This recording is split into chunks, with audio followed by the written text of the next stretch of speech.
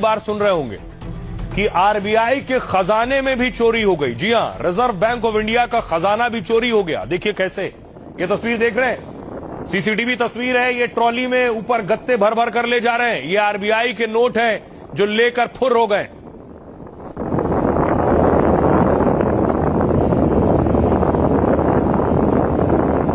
पहली बार देख रहे होंगे आप आरबीआई के खजाने में चोरी। पूरे आत्मविश्वास, कॉन्फिडेंस के साथ कि कोई देख नहीं रहा है। ये देखिए, ट्रॉली में रख रख के डब्बे गायब हो गए। सब नोटों से भरे हुए हैं, करोड़ों रुपए इसके अंदर रखे हुए हैं।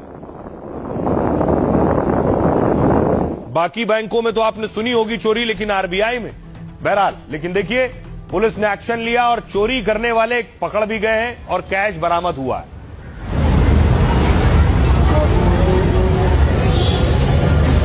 अब आपको बताऊं कि ये सब जो चोर